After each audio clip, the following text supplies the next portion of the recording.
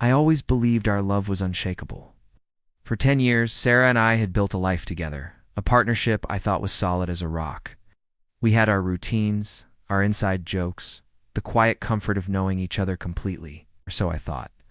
Looking back, the signs were there, subtle at first, like whispers in the wind I chose to ignore. She started spending more and more time on her phone, smiling at screens I couldn't see. When I'd ask, she'd just say it was an old friend from college, someone named Alex. I didn't think much of it. I trusted her. Why wouldn't I? The distance between us grew slowly, almost imperceptibly. Our late-night talks turned into her typing away on her phone while I drifted off to sleep. Our weekend hikes were replaced by her needing alone time or having plans with friends I'd never met.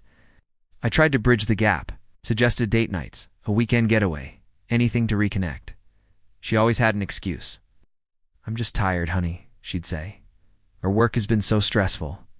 I told myself it was just a phase, a rough patch that every long-term couple goes through.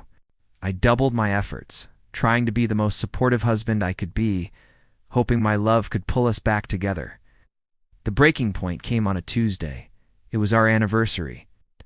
I'd come home early, flowers in hand, a reservation at her favorite restaurant booked. I found her in the living room, on the phone, her back to me. I heard her laugh. A light, carefree sound I hadn't heard directed at me in months. Then I heard her say it, the words that shattered my world. "I love you too, Alex." She said it with such ease, such familiarity. In that instant, everything froze.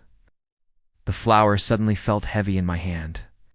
The love I thought we shared felt like a distant memory. She wasn't just tired or stressed. She was living a different life, one where I was no longer the main character. She ended the call and turned around, her eyes widening when she saw me. The smile vanished from her face. There was no argument, no shouting, just a heavy, suffocating silence. I didn't need to ask. I already knew. The person I had spent a decade with, the woman I thought was my partner for life, had emotionally replaced me without a single word of warning.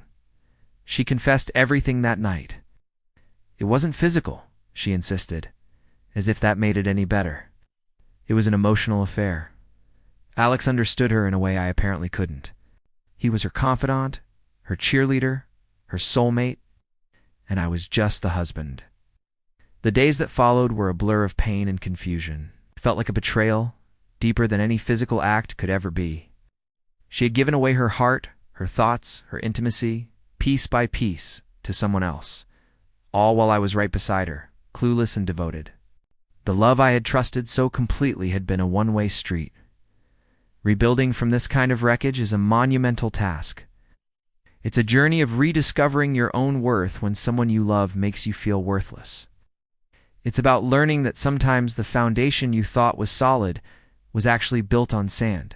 If you're going through something similar, know that you are not alone, and healing is possible.